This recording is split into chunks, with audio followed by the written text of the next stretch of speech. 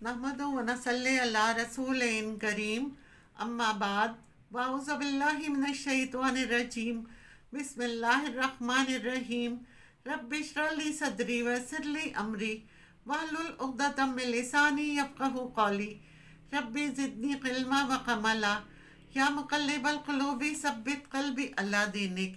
ایک بات یاد رکھیے، درود شریف پڑھنے کی توفیق صرف انہی لوگوں کو ملتی ہے کہ جن پر اللہ کریم اپنا کرم فرمانا چاہتا ہے، جن کو وہ اپنی رحمتوں سے نوازنا چاہتا ہے، جن پر وہ اپنی رحمتیں برسانا چاہتا ہے، جن کو اپنا قرب عطا فرمانا چاہتا ہے، جنہیں اپنی محبت سے وہ نوازنا چاہتا ہے، جنہیں اپنے مقرب بندوں میں شامل فرمانا چاہتا ہے، جنہیں اپنے اولیاء کرام کی جماعت میں داخل کرنا چاہتا ہے، اور جنہیں اپنے پیارے حبیب سرکار دو عالم محمد مصطفیٰ صلی اللہ علیہ وآلہ وسلم کی توجہ کا حقدار بنانا چاہتا ہے، جنہیں اپنے مقرب برگزیدہ اور ہدایت یافتہ بندوں میں شامل فرمانا چاہتا ہے، اور جنہیں اپنے حبیب محمد صلی اللہ علیہ وسلم کے عشق کا جام پلانا چاہتا ہے، جنہیں اپنے حبیب محمد صلی اللہ علیہ وسلم کی محبت کی مٹھاس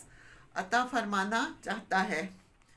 درود پاک پڑھنے کی توفیق ان لوگوں کو ملتی ہے، اور بڑے ہی خوش بخت اور خوش نصیب ہیں وہ لوگ۔ اپنی خوش قسمتوں پر رشک کریں، ناز کریں اپنی قسمتوں پر کہ جنہیں درود شریف پڑھنے کی توفیق ملتی ہے۔ درود شریف کی کثرت کرنے کا شرف حاصل ہو رہا ہے۔ روزانہ بلا ناغہ درود پاک کی کثرت کرنا، توجہ سے درود پاک پڑھنا، ادب سے درود پاک پڑھنا۔ جنہیں پڑھنا نصیب ہوتا ہے وہ اپنی قسمتوں پر رشک کریں۔ یقین جانیے یہ بہت بڑی نعمت عظمیٰ ہے، اور تمام نعمتوں کی سردار یہ نعمت ہے۔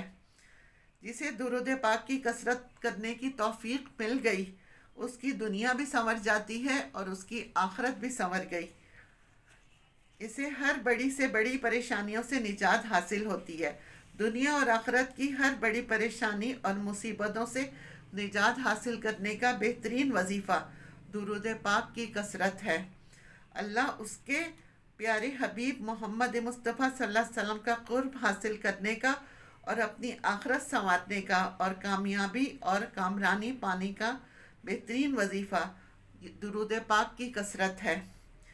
بلکہ جو چاہتا ہو کہ ہر قدم پر کامیابی اس کے قدم چومے، وہ کامیاب ہو، اس کی عزت کی جائے، اسے رشک بھری نگاہوں سے دیکھا جائے، اس کی تعظیم کی جائے، لوگوں کی نظر میں اس کی عزت ہو، اس کا رزق روزی کاروبار بہت اچھا ہو، اس کی زندگی میں خوشحالی ہو، اس کی عمر میں برکت ہو، اسے چاہیے کہ درود پاک کی کثرت کرنے کو اپنا وظیفہ بنا لے۔